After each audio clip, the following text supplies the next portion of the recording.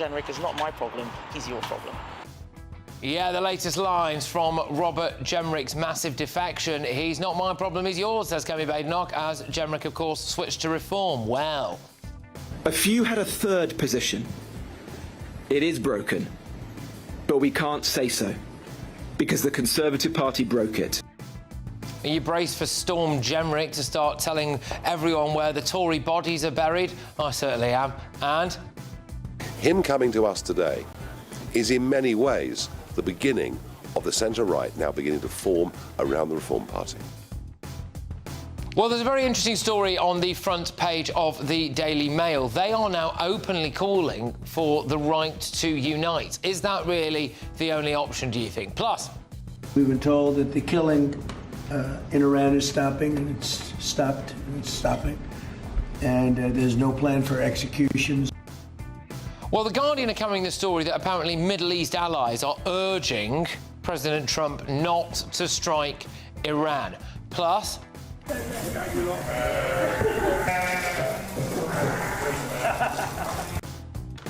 well, I'll be telling you why Prince William is warning that farmers are living in a vicious circle of struggling with well-being and business. A couple of other stories I want to bring to you as well. Angela Rayner's got a new job. She's going to be an after-dinner speaker. How much would you pay not to have to listen to her? And also, as well, another bad story this, but there is a lot to unpack here because it says a lot about modern Britain, maybe the West as a whole. The abortion rates are at a record high. Why is that? What does all of that mean?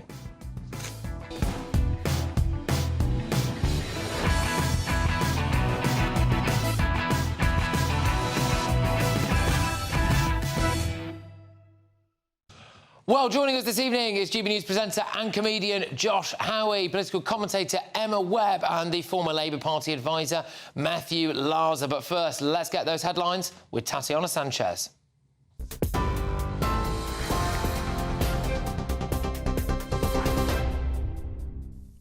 Patrick, thank you, and good evening. The top stories. Robert Jenrick has joined Reform UK after being sacked by the Conservatives. Speaking after being introduced by Nigel Farage at a press conference today, Robert Jenrick says he first reached out to Nigel Farage in September but didn't know then that he was going to defect. During the speech, he also said the Conservatives broke the country, were rotten and had betrayed its voters. The former Justice Secretary was sacked after his resignation speech was allegedly left printed out and hanging around. The Reform UK leader, Nigel Farage, denies a deal was imminent.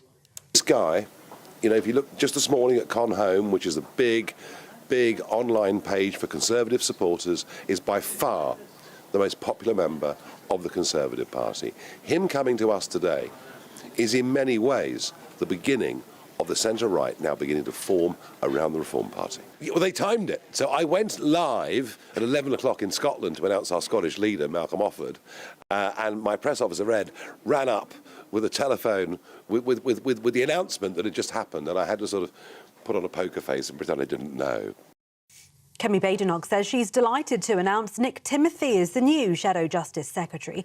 She told broadcasters she did the right thing by sacking the Tory frontbencher Robert Jenrick, adding it was something she had to do, as, quote, even people in Reform told her he was about to defect. Labour says the row exposes a party in free fall, with Sir Keir Starmer accusing the Conservatives of losing control of their own MPs as they bleed support to Reform. But the last straw, and what pushed me to make this decision, was seeing that Robert had plans not just to leave, but to actually hurt the people that he'd been working with. The public are tired of all of this psychodrama, all of this personal ambition, everyone trying to, harm the other person. I'm sick of it, and I'm just done. And I asked him to leave. We don't want people like that in our party. In other news, Venezuelan opposition leader Maria Machado says she presented Donald Trump with her Nobel Peace Prize medal during their meeting today. She did not answer reporters' questions as to whether he'd accepted it. The lunch meeting marked the first time that the two met in person. Machado had previously suggested she'd give the prize to the US president for having deposed the former leader, Nicolas Maduro. And the Princess of Wales hosted the 2025 World Champion England women's rugby team at Windsor Castle this afternoon. She met with Rugby Football Union officials and staff, as well as the 32 women's squad. In her role as patron of the Rugby Football Union, Princess Catherine was delighted to welcome the team to mark their achievement, which saw them secure a 33-13 victory over Canada in September. And those are the latest GB News headlines. For now, it's back to Patrick. Tune in to GB News Radio wherever you are. Online, on DAB digital radio, on TuneIn, on Radio Player, on Nation Player and on your smart speaker. Just say, play GB News.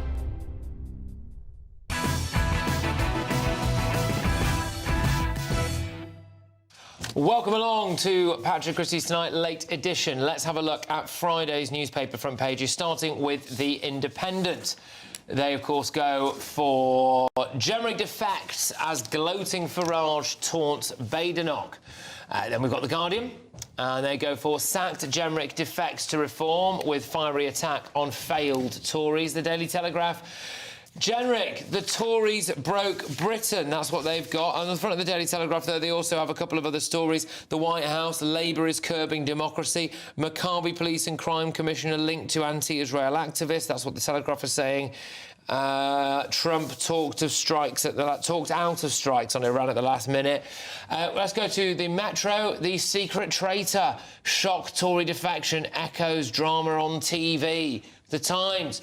Gemrick defects to reform after sacking by Badenoch. The Times, though, also carry the story of cost of a big family drives abortions to record high. Abortions have hit a record high as the rising costs are pushing women into having smaller families. Apparently, there were 277,970 abortions in England and Wales alone in 2023, which is the highest basically on record, essentially. I mean, obviously, it's an incredibly devastating and sad story, but I think it's an important one to discuss a bit later on anyway, because it says a lot about modern Britain, doesn't it? Let's move on from that for now, though, because The Sun, Tories. You see what they did there? Dumped MP dishes the dirt. We're going to get a lot of that from Robert Jenrick, I suspect, the inner mechanisms of how the Tory party was operating behind the scenes. A gift there for reform. The Daily Mail, stop fighting each other and end the Labour nightmare. Look, it's interesting this. So this is the Daily Mail's reaction. They've essentially led with a comment piece, haven't they, I suppose? And they say that Britain's economy is moribund. Our borders are broken, our armed forces badly depleted in a world of peril, and our PM's an ocean-going socialist dud. As Gemrick's defection rocks the right, the Daily Mail's message to reform and the Tories is stop fighting each other and end the Labour nightmare. Yeah, so the Daily Mail have put their flag in the ground here and said, look, come on, unite the right.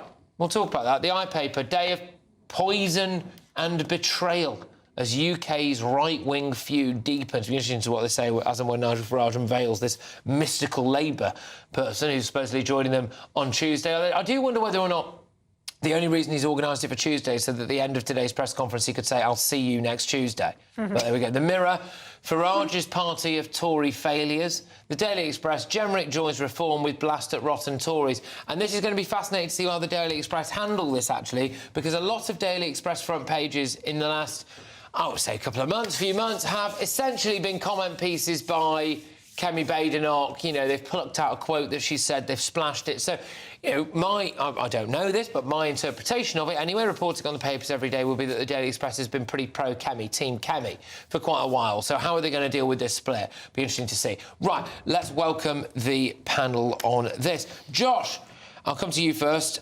What do you think? I mean, we might as well just cycle through these front pages. So what do you think about what we've seen today with Gemrick defecting? Yeah, I mean, it's a huge deal. It's I think it's a win for Kemi Badenoch, the way that it was handled, very decisive. But I think it's a loss for the Tories because he's one of their star players. That's a fact. And the two of them together was actually quite a good package, even if they didn't get along, even if it was apparent that he wanted the leadership. And now it looks like Kemi is the only one most people still really like in the Tories. I mean, there are people who would vote reform, I think, but still can admire Kemi Badenoch. Yeah, it's been interesting because it's basically, I think, secured Kemi's position arguably even until after the elections, if we ever have any, because, yeah, like you say, I mean, Robert Jenrick was the bloke lining up, wasn't it? It's also taken the heat off Labour, which is interesting. There was an absolutely comical moment. I imagine a lot of people watching this were watching this happening live, and I was in my living room, and this moment made me want to pull the skin off my own face, right? So have a look at this now. This is the moment that Nigel Farage went to announce Robert Jenrick, and Robert Jenrick wasn't actually there. Hasn't changed his mind, has he? We can't find him. Do we play music now, or what do we do? No. Anyway, of course, he did turn up in the end. And the reason why he was delayed was because at the moment that he was being announced by Nigel Farage, the Conservative Party leaked extracts of his speech because they'd seen it. So he was trying to take bits out of that speech, apparently, and he was zhuzhing up his speech. So I actually heard that he was thinking about last minute maybe going to Greens. And then he was like, all right, I'll go Reform. That's what I heard. Yeah. Emma, what do you think about the Daily Mail's front page here, which is about uniting the right? Would you be... Is it even possible now, really? Well, I mean, it's not a straightforward thing to do, is it? And the point is that the Conservatives have failed so dramatically that the British public just simply do not trust them anymore. So it's not just about uniting, it's about having a party that actually represents what the British public think and what they want and are willing to execute the will of the British public. And so I think, you know, fundamentally... You know, we might be able to unite the right at some point, but under what banner? Under Reform? Like, it's not. This is not something that's. Well, Nigel, I think Nigel would have to be the leader because he's led the last 200 or so opinion polls. The momentum does appear to be with Reform more so than the Tories. So I suppose that would be it. And I think the other thing to consider is what I view as an inevitable deal between left-wing parties to try to block Reform, the Stop Farage campaign. Yeah, I really don't think that there will be one. I think the Lib Dems don't feel they need one. Labour won't go with Polanski because and the Greens because on key policies like NATO, they're just literally we don't agree. And this is one of the things about Reform is just, you know, Reform. Nigel says, "Oh, we'll have a Labour person next week. We'll have a Tory person."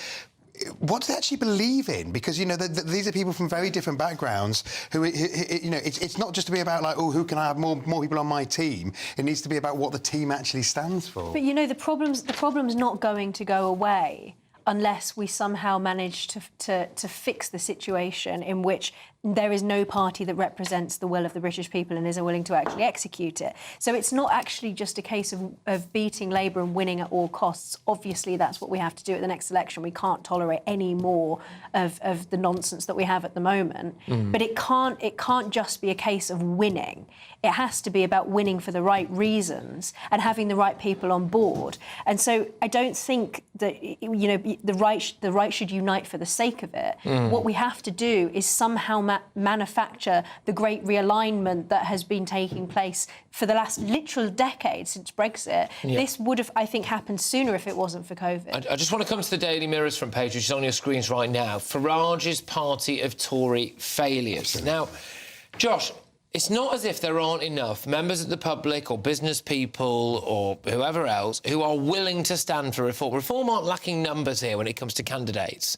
So they have possibly played into, like, the left-wing media's hands here. You know, that this is going to be the attack line now, isn't it? Well, this is why Farage, I guess, was pointing out today that we've got someone, or they've got someone, I should say, from Labour coming along for probably to fight that narrative. But it's exactly as Em said, it's all about execution. Who are the British people going to trust to get the job done? I think anybody sensible understands what the issues are and what needs to be done to fix the country. But I think some people would say, well, Reform, they obviously don't have a proven track record. The Tories, as Jenrick is saying, they just don't seem to fully get how much they messed up over the last 14 years or so. So who is actually going to make the changes necessary? And I think it's much of a muchness. I think it's a delicate balance as well, because it is about trust. So much of the problem that we have in our politics now is that trust has been broken, and it's actually harming our democracy. People won't go out to the polls if they think that it doesn't have any effect. And so if you fill the party with too many establishment types and it doesn't represent the sort of like dissident swell of the people around the country, many, many good people who would make excellent candidates, if people don't see that reflected in Reform, they're just going to lose trust of Reform as they did of the Tory. Did you see how Labour handle this now? Because they've been putting out clips. We actually played one a bit earlier on, but it was a clip of some of the things that Robert Jenrick has said about Nigel Farage. Didn't particularly like him, said he wouldn't have trusted him to run a five-a-side team, or probably a bath as well, is what people usually say, isn't it? And then Nigel Farage also saying that Robert Jenrick was a fraud. And there's lots of these things. There's tweets as well, back and forth, back and forth. There's tweets of Robert Jenrick having a massive go at Zia Youssef. Zia Youssef apparently is not a massive fan of anyone who's a Conservative. So it'll be interesting to see how he feels about the latest Tory defections, of course. But Labour are on a bit of a sticky wicket there, aren't they? Because you've obviously got 13 U-turns and counting. Possibly jury trials might be the next one. You've got Keir Starmer's positions on things changing over time, and I won't use the Kama Sutra gag, of course. We've heard it applied to every party this week. Yeah, exactly. You know, and you've got that. You've got, is he a mate of Jeremy Corbyn? Is he not? He tried to get him elected twice, then he banished him for the party. There's all of this stuff. There's also things he's going out about the Shadow Attorney General representing Abramovich. When, you know, again, you look at who Keir Starmer's represented and who Lord Hermer's represented. It's not a great attack line. So, yeah, how do Labour approach this without it ultimately backfiring on them?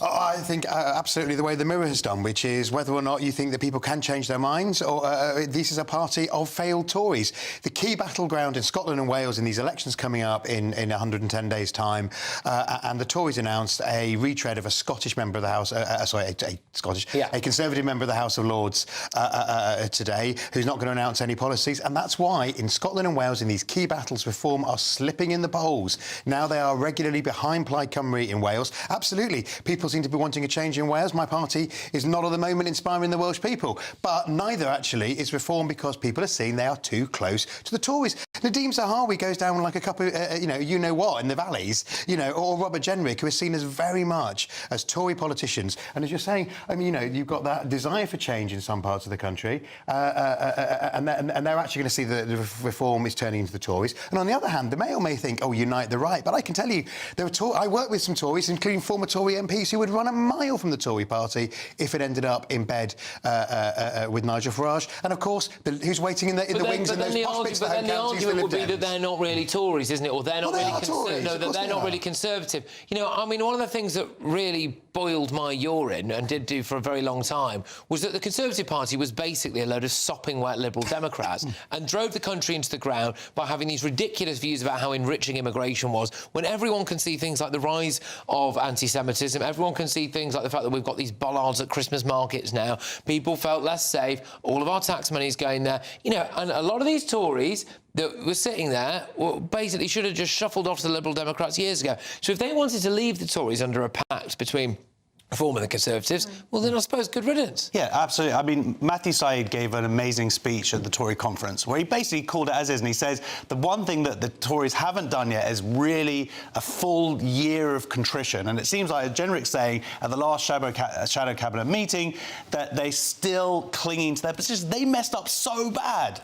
Yeah. But you know what? I think if you were going to be charitable on this, that the Conservative Party has really effectively been two parties for quite a long time. You do have the sort of like Liberal Democrat types, and then on the other hand, you have the kind of reform before reform. I've been thinking of people like Andrew Rosendale, for example, who couldn't possibly be more patriotic, the MP for Romford. And I think, you know, those people do naturally, even people like Jacob Rees-Mogg, there is this enormous natural overlap with Reform. And it is a difficult balance to walk because, you know, Reform need that experience. They need to have the experience of people who have been in the House ministerial experience so that they can hit the ground running. But they need to do it in a way that doesn't look so establishment. And actually, Robert Jenrick and Nadeem Zahawi, you know, whatever you may think of them as people, as politicians, whether you agree with them or not, for the majority of the British public, they will look at those two figures and they will think these are two establishment Tories. But they're not using that experience because still we don't know who would be. We don't have any spokespeople, proper spokespeople appointed. So it remains that Nigel likes to go, oh, it's not the Nigel Farage show. Well, come on, Nigel. Why don't you appoint a Shadow Chancellor? Why don't you appoint a Shadow Foreign Secretary? Why don't you appoint a Shadow Home Secretary? Well, why didn't Labour have any policies at last election? We had lots of policies. No, you claim we U-turned from them 13 times. So you must have had some. Most of the things all of the things that you've U-turned, you announced after the general election and then backed out of. No, I mean, the manifesto's... Farmers tax. The farmers tax wasn't in voter there. ID. There's loads of them, aren't there? You mean ID cards, not ID voter ID? cards, Yeah. I think we had loads of policies that were there. Well, things that you might not like the VAT on private school fees. It was in the manifesto, etc. But, you know, just because Labour doesn't do something right, doesn't mean that they shouldn't do it. And, nobody thinks the Labour Party doesn't have any policies. What we have at the moment is Nigel Farage saying, it's not just me, and he's bringing all these people on. He's not giving them anything to do. Okay. And they're not announcing any of their policies in Scotland until near the election. Why? Because they know when people see them, they won't like them. Well, one of the stark things, though, from Robert Jenrick, and, you know, I think I do kind of believe this, really, which is that he says he's seen behind the curtain of the Conservative Party, and what he's seen is a load of people who are basically willing to say that they might leave the ECHR, get elected and then not do it. Things like that. People who are willing to talk tough again and not actually do it. And he is of the view, and I do believe him when he says this, and I think a lot of people watching and listening to this are of the view as well, that there is probably one chance left to save Britain, and that chance is the next general election. And it clearly doesn't feel like the Tories have got the minerals. But anyway, when we come back, we are going to be talking to comedian and GBNews contributor Archie Manners, because he was also an advisor to Nigel Farage, actually. So he's got some pretty strong views on this, and also as a reform think tanker. So we're going to find out what really went on here. I think Archie's got a bit of an inside scoop for us. That'll be next.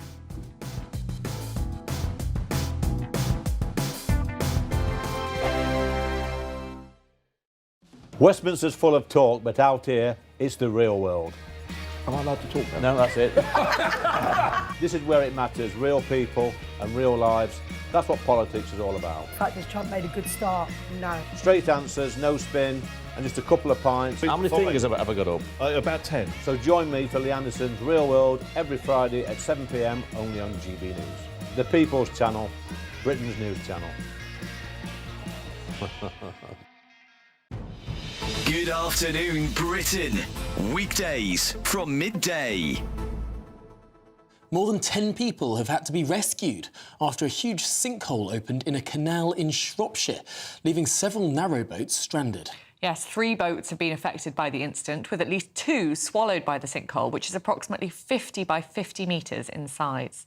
Extraordinary. Well, joining us with the story is Paul Smith-Story, who's on a canal boat 3 boats away from this sinkhole. Paul, this sort of thing doesn't really happen very often, does it?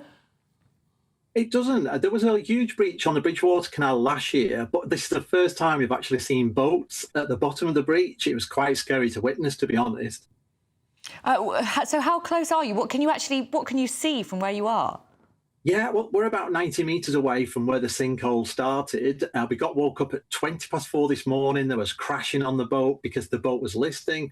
We got off, and a friend of ours told us that there was this sinkhole that had appeared and that there was a boat about to drop into it. And that was, when we got there, the boat was already in the bottom of this sinkhole. The rush of water was incredible. It just sounded like a huge waterfall.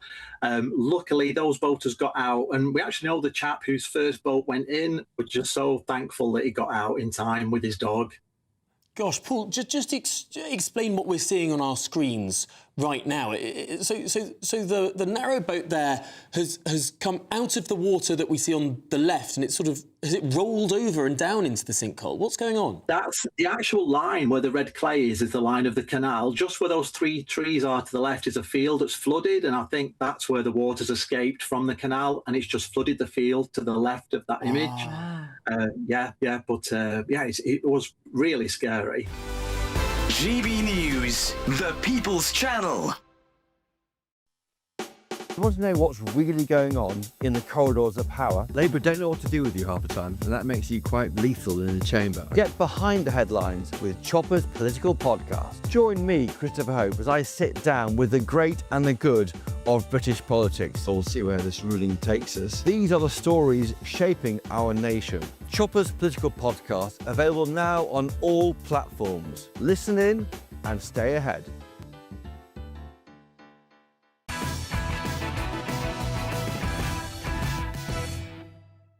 Welcome back to the latest edition. Every single front page is carrying the same story, but don't worry, we have got more stories for you, including Angela Rayner's got a new job.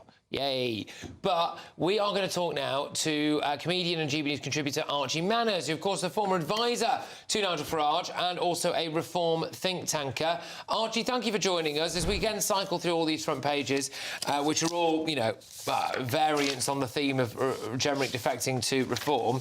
What do you think's happened here, then? So someone from Jenrick's team has leaked this, have they, and he's been left with no choice? I mean, has this been on the cards for a while? What's happened, mate? It's an amazing story, isn't it, Patrick? It's like Kemi has had a mole in Jenrick's team feeding secrets back to her, and then the slam dunk happened this morning. So the truth is, Nigel was genuinely planning a press conference on something fairly dull, like bin collection and councils this afternoon, which, like, nobody other than, you know, some loyal GB News lackey might have turned up to. And then suddenly this was landed on him. Ed Sumner, his press secretary, gives him the announcement while he's on stage, and it's like, holy moly, OK, right, today's just got interesting. And I saw Nigel as he came into the office this evening, and he went, how are you, Archie? Very quiet day. Yeah, he was absolutely buzzing. He was loving it.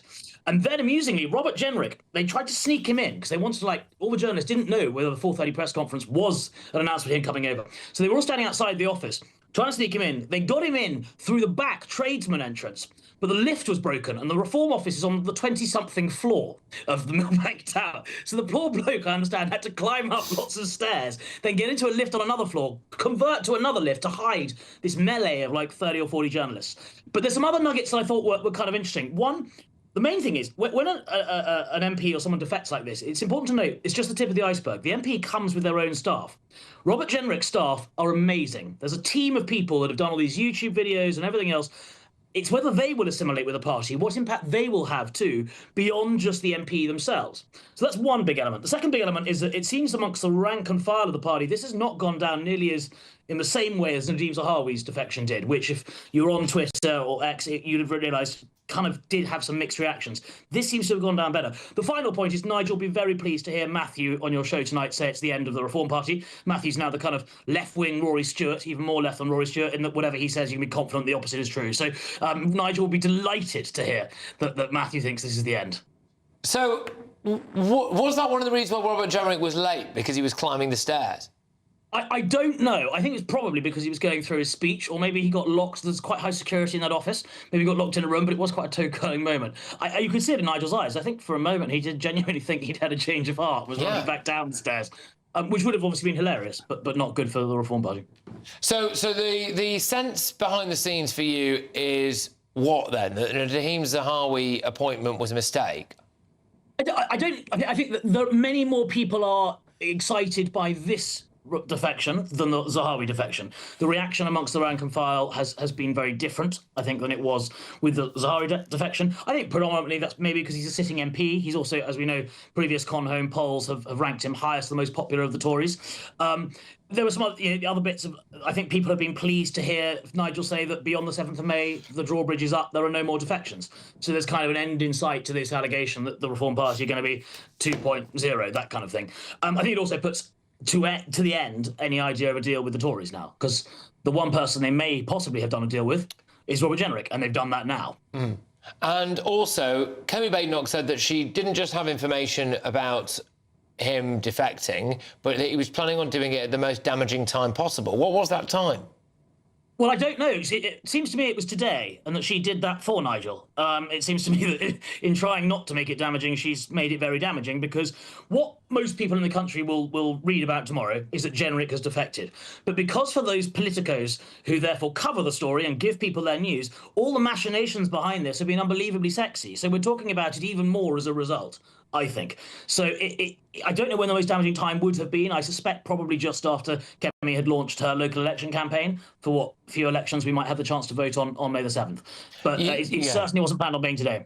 You mentioned that Robert Jenrick's team is very, very competent and very, very good. Indeed, they are. But the other implication is that there was a mole in that team. So has that mole been sacked? I don't know. So Harry Cole is reporting tonight, Harry, who has a show called on a competitive channel, so I won't plug that, saying that they had a mole inside Kemi's team, inside Jenrick's team sent by Kemi's team, that a junior staffer, he found these papers and took them straight to the leader. Now, Harry's a journalist of some repute. He wouldn't make that up, so that seems to be... But this is a problem for Reform, isn't it? I mean, how do they know now that Kemi hasn't got spies in Reform? I mean, you need to root this out, surely. Well, presumably yes, but you can always play that game. I think you'd end up a paranoid mess if you always thought that. Who knows? Maybe I'm a spy for all sorts. I mean, I've heard the money was quite good if you become a Russian spy. Someone went to prison for that, but he made a lot of money in the meantime. Well, quite, yeah. I'm going to yeah. consider We're it. not saying it was worth it, obviously. But Archie, thank you. Yeah, OK. Archie, thank you very much. Cheers, mate. All the best. Archie Manners, comedian and contributor, and, of course, for the purposes of this discussion, a reform advisor as well.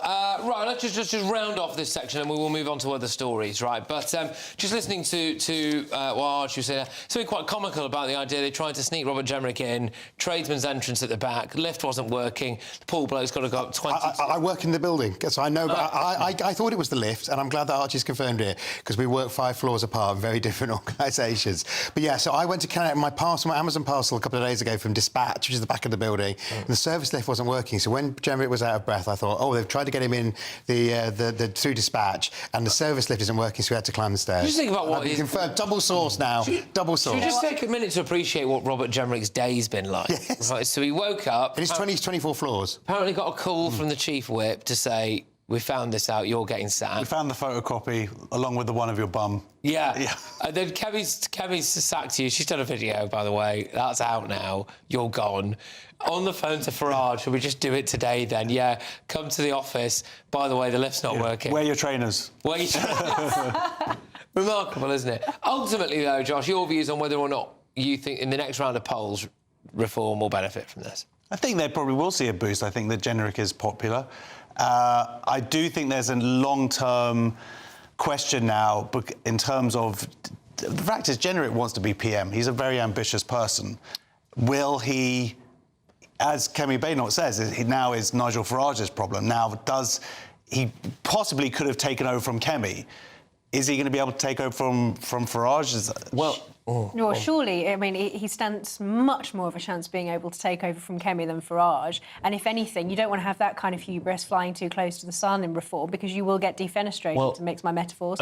Another way of looking at that, though, is that not at the moment, from where I was sitting anyway, I didn't see a natural successor to Nigel. Now, look, Nigel obviously is not going anywhere anytime soon, don't get me wrong, and I'm not trying to be mean to the guy here, but you can't last forever. He works off very little sleep. He's all action, all Jenrick is a very young man. Certain lifestyle choices, which he's lived for years. Some people are able to do it, don't get me wrong. I'm not having a go at him at all here. But at some point, people are going to have to look and think, who is the successor to Farage? A little bit of patience might go a long way. But I mean, I do think... He's a politician. I do... Yes, but, I mean, and also you never know what will happen. It's politics, you know, things change so quickly, who knows? But I think it's worse for the Conservatives than it is for Reform, because they do have this optics Tory 2.0 problem at the moment. But it's not really making too much contact. I don't think it's really going to translate into the polls. People do like Jenrick. The sort of people who vote for Reform probably quite like Jenrick's videos and a lot of the stuff that he says, even if maybe some people don't think that he's entirely sincere. So, I mean, the payoff for Reform is much, much better than... I mean, this decision is maybe good for Kemi in terms of holding on to the reins of power, but it's not going to be good for the Conservatives in the long term. It's only going to drive them further into the ground. All right, sorry about this. When we come back, I want to pick your brains.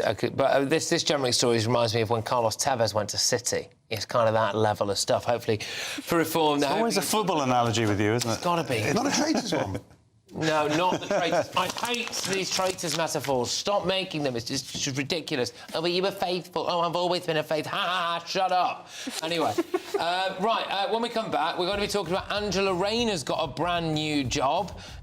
So we'll talk about whatever that is. But also, the latest from across the pond. After President Trump said, keep protesting, help is on its way to the Iranians, it looks as though he's been talked out of doing anything in Iran. So, not great, maybe. All of that next.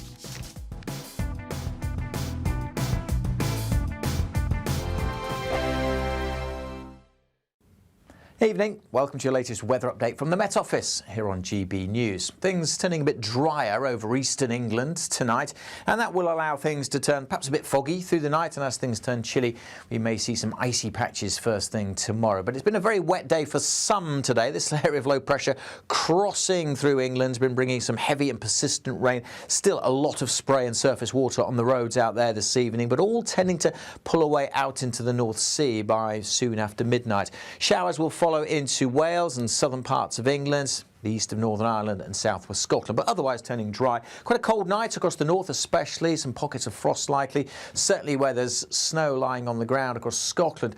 Temperatures may well get down to -5 to maybe as low as -8 Celsius. So a cold, frosty start across northern Scotland. Should be some sunshine.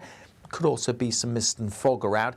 A cloudier start across southwest Scotland with some showers drifting in here, and the same goes for the east of Northern Ireland.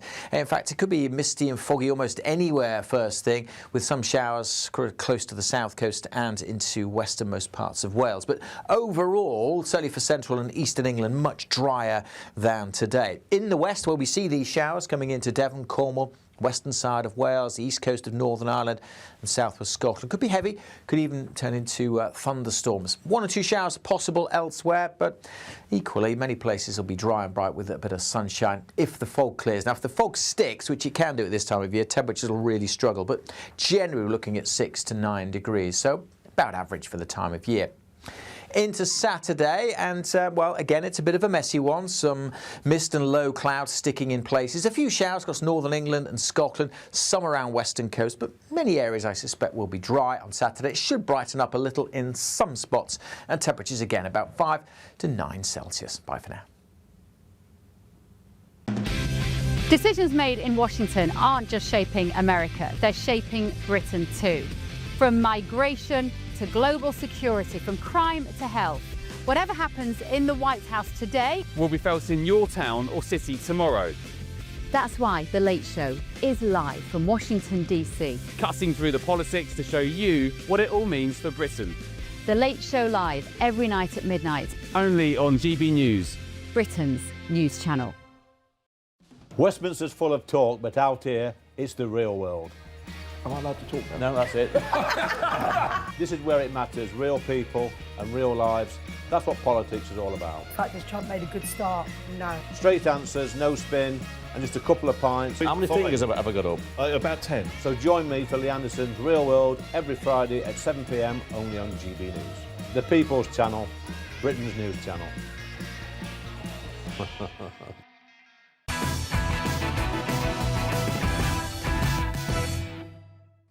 Welcome back to Patrick Christys Tonight Late Edition. Very shortly, I'm going to tell you what Angela Rayner's new job is. But before that, we take you stateside for the one and only Bev Turner, who's got The Late Show live from midnight until 2 a.m. Bev, what's on the show? Hello, mate. Well, we are talking about everything that's happening there, largely, tonight, because how can you not? Such a seismic day in British politics today. The right. We have similar issues here in America, which is the right tearing itself apart. We're seeing it with a lot of the influencers online, aren't we, that they're pointing fingers at each other. We're going to talk about that for a lot of the night, actually. I've got Greg Swenton's going to be in the studio with me. I've got Laurie Watkins as well. We're going to be talking to Raheem Kassan, who used to be one of Nigel's senior advisors as well. What does this mean for reform? Is it a good day? Who is it a good day for? Who do you think it's a good day for, Patrick? Ultimately, reform. Do you think so? Yeah, I mean, in the long run. I mean, so he was the. I think Kemi's emerged well in the sense of it's a good test of her leadership and she's passed it, but then she's still without the most popular bloke in her party. So I mean, that's that really. I think as far as that would be my view. But yeah. But you know what? I had a moment this morning when I saw Kemi Badenoch come out and be actually a little Trumpian in her delivery, in her no-nonsense for the first time. This is how I feel and this is what I've done about it. And for a moment I thought, oh, I think she might have just turned the dial back in her direction then. I did. I genuinely had a moment. And I don't know whether it might be a slightly female thing or maybe it's because we're out here in America. I've spent literally all afternoon in the White House today. And to see somebody in British politics have the backbone, actually, to say, this is a decision I'm going to make and I'm pushing him off the cliff before he can jump. And I thought, yeah, I think this is quite a good day for Kemi Badenoch, in my opinion. Unquestionably, but then I'm not a massive Robert Jenrick fan. Yeah, I think unquestionably she did exactly the right thing. She's played a blinder with this, but it's like, well, OK, well, then what are they left with? You know, you turn around and you've got, you know, who've you got there behind you? You know, I mean, there's people like Alicia Kearns and, you know, oh, great. She's not, I mean, if she's the answer, I don't know what the question is. Katie Lamb? Yeah. Nick Timothy as well, of course, is a great replacement. By the way, we've not mentioned him yet tonight, but I'm a massive Nick Timothy fan, and you know, fair play to him, and he'll do a fantastic job. But it sounds like it's going to be a fantastic show for you. Say hello to Raheem Kassam for me as well. I haven't seen him for a long time, so there we go. Well, look forward to it, Bev. We'll be seeing you again, but very, very soon. There's midnight until 2 a.m. for the Late Show Live with Bev Turner and co. Right, let's bring you this story now. Angela Rayner, she's got work finally. Well done, Ange. Brilliant stuff. Actually, will this be the first time in her life that she's not been paid by the taxpayer? Anyway, a bit harsh on the care homes. They could have been private care homes. OK, well, maybe. Anyway, reported in the Daily Express, Angela Rayner has been given formal approval to take up a second job after her departure from government amid a tax scandal. The Prime Minister's independent advisor on ministerial standards has approved Ms Rayner to become a paid speaker for Chartwell Speakers, where she will be available to book for any number of events. The last high-profile politician to join the speaking agency was former Prime Minister Liz Truss, who offered her services to speak about leadership and the economy. Ms Rayner's application to join the agency said she would speak at one event for a pensions insurance specialist and then occasionally at private events. The former Deputy Prime Minister promised she would not provide any insight into your time in government that is covered by confidentiality restrictions. So there you go. She's also she's got a book out as well, I think, hasn't she? So Angela Rayner's in the money. I thought Labour people didn't. In fact, she's been critical of people. She literally has been critical of MPs having two jobs. She's got a lot of mortgages to pay for, number one. But I think that we should get her at GB News, get her for the Christmas party. I, for one, think it's a shame that it's too late to get her for Patrick's birthday. Right. So you be doing cameo videos? Yeah. Could have got you on. Could have got a little cameo video for your birthday from Ange. From Angela Rayner. I can't believe you say her voice is like, you know, we're both Manx. She's got a lovely Manx accent. Yeah. Lovely. Yeah. Have you seen Intel Lady? Yeah. Really funny. She does a brilliant Angela Rayner. She does. She's very great. funny. So I think she's going to be very happy that Angela Rayner will still be out there, although it might be now a bit of a The thing is, though, like threat, competition. So is there not a certain irony here? Because most corporate speaking gigs are obviously for things like, you know, banks or large corporates. And I don't know, I kind of thought Angela Rayner's politics hated them.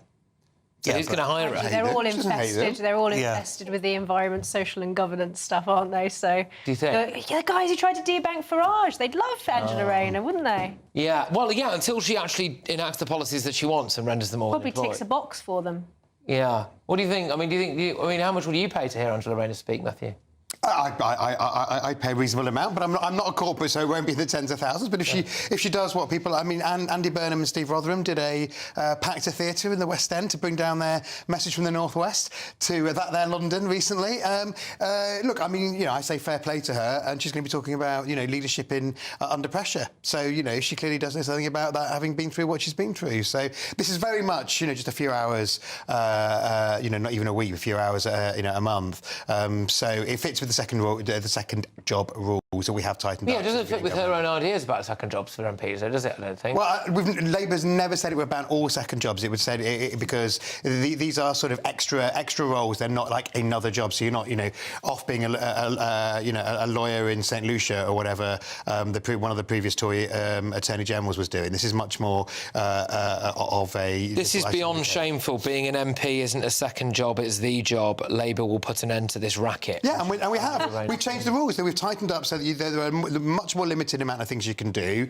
But writing books and giving lectures is one second of them. jobs are all right if it involves Angela Rayner getting loads of money for an afternoon. No, the same rules apply to everybody from across the House. They apply even to Mr Labour Farage. will put an end to this racket. We haven't had... I mean, you've been critical of Nigel Farage, who has a second job, but is more in the GB studio than he is in Clacton. Because he's not hypocritical, is he? Whereas Angela Rayner appears to be. It is a wee bit capitalistic of her, isn't it? Like, we believe in capitalism. But she's obviously... She's not a communist. I'm not sure if Angela... She's not a communist. I think she's a She's not even that far left-wing. Yeah, socialists don't believe in ending capitalism. She obviously, I'm guessing, in making a statement like that, she's basically saying that you should devote all of your time to serving the people who have elected you. Yeah. That's what you're supposed to do as an MP. You're being paid by... You're being paid... No, she has a house in the constituency. You're being paid from the public purse in order to represent your constituents, and you're not supposed to be... I'm actually in favour of MPs being able to have other jobs, but from her perspective, Conservative, surely it is a bit hypocritical to even spend any amount of time doing anything other than serving. Well, I look forward to her no longer being able to criticise people like Nigel Farage for basically being millionaires, because she got a book out soon, I think, which I think will sell. She's right. She's had a really interesting life. She's had a really interesting life. That will sell. I think she's on... Well, why won't she make a lot of money for that? I'm sure she will. The afternoon speaking gig thing, all joking aside, I do think she'll make a lot of money out of that. By the way, I defend her right to do it. Don't get me wrong. But now she can't have a go at, like, you know, rich people in politics anymore, can she? No, I mean, it's hypocrisy. That's exactly what it is. Of course it is, and unfortunately, it's like Labour just needs to delete all of their posts before they actually get into power, because everything they say will then... Are you asking come for to things in the memory hole? yeah, basically. Suggesting they put things in the memory hole and rewrite history, so we just forget. Yeah, forget of course. They're hypocrites. Well, we're going to ban X anyway, so we're not. I'm joking. I'm joking. The truth comes at... No, I know. No, we won that battle. No. Rock is now disappearing from the rock stripping function is disappearing from the UK because Labour stood firm. Well, I'd like to remind people that you can see my bikini photos for free. Absolutely. Sorry, it still strips men, doesn't it? No, apparently they're going to introduce it so that UK users won't be able to strip anybody. Even because I was of the view that it could still strip men. I think whether they've brought in the complete ban yet is a bit. They're saying they're doing it to ward off regulation. Fair enough. OK, all right. Obviously, I need to say now that I don't think it's necessarily confirmed Angela Rayner has officially taken this job. It's been reported that it's on the cards and that she's very close to it, something along those lines. The other thing I will say about Angela Rayner... It's the letter from the guy who has to approve it. The guy who has to approve it, which I think unquestionably they will, because people will probably buck her. The other thing also is this, don't get me wrong, she's perfectly entitled to do whatever she wants. It's just quite funny, isn't it, the idea of Angela Rayner being an after-dinner speaker? It's all a joke. Ha ha, don't sue me. Right, coming up, we're telling you why Prince William has given his 2 pence on farmers in the UK. That's next.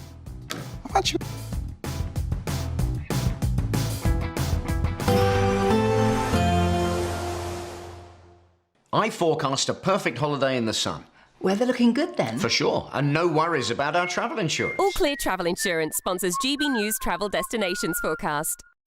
The weather's looking unsettled across much of southern Europe as we go through this weekend. Heavy rain affecting parts of Portugal, around the outskirts of Spain as well. Some significant snow building up over the Pyrenees. Even further east, in other parts of the Mediterranean, hefty showery downpours with the risk of some thunder. And worth bearing in mind, strong gusty winds are going to lead to some rough seas as well. Staying pretty unsettled for some places as we go into next week. Bye-bye. All Clear Travel Insurance sponsors GB News Travel Destinations Forecast. In the GB Newsroom, we bring you the news as it happens. With our team of dedicated journalists across the UK. We're ready to keep you up to date with what's happening every half an hour, every single day. Bulletins here on GB News. The People's Channel. Britain's news channel. Westminster's full of talk, but out here, it's the real world. Am I allowed to talk now? No, that's it. This is where it matters, real people and real lives. That's what politics is all about. The fact is Trump made a good start, no. Straight answers, no spin, and just a couple of pints. How many fingers have I got up? About 10. So join me for Lee Anderson's Real World every Friday at 7 p.m. only on GB News. The People's Channel, Britain's news channel. You want to know what's really going on in the corridors of power? Labour don't know what to do with you half the time, and that makes you quite lethal in the chamber. Get behind the headlines with Chopper's political podcast. Join me, Christopher Hope, as I sit down with the great and the good of British politics. We'll see where this ruling takes us. These are the stories shaping our nation. Chopper's political podcast, available now on all platforms. Listen in and stay ahead. Decisions made in Washington aren't just shaping America, they're shaping Britain too. From migration to global security, from crime to health. Whatever happens in the White House today will be felt in your town or city tomorrow. That's why The Late Show is live from Washington, D.C. Cutting through the politics to show you what it all means for Britain. The Late Show live every night at midnight. Only on GB News, Britain's news channel. Hi, I'm Michelle Dewberry, and my show is your opportunity to cut through all the noise and dive in headfirst to some robust debates. Ideas clash. Situation, No, isn't it? no, Because the failure is... You're the failure is... deliberately avoiding my point. Nothing's held back, And if you think this is the end of it, wait for more. and we do not shy away from the difficult stuff. Sometimes I want to shake people and say, if only you understood. So join me on Jubes and Kerr weeknights at 6 p.m. only on GB News, Britain's news channel. Do you trust what you're being told? Good, because neither do I. Those are just facts. I'm Alex Armstrong, and on my show, we'll expose the spin. Well, I want to answer that because you didn't let me last time, because you always speak over me. The broken promises. To deny that is denying the truth. And the hypocrisy. Needs to stop. You think we can allow? Politics, policy, parliament. Nothing is off limits. No sugarcoating, no fear of offence, just the truth laid bare. Tune in every Saturday and Sunday at 9 p.m. for Alex Armstrong Tonight, only on GB News, Britain's news channel.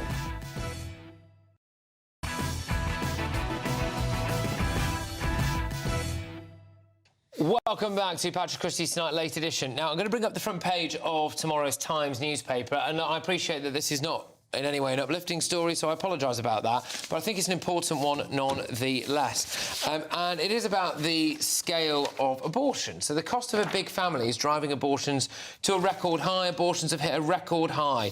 There were 277,970 abortions in England and Wales in 2023.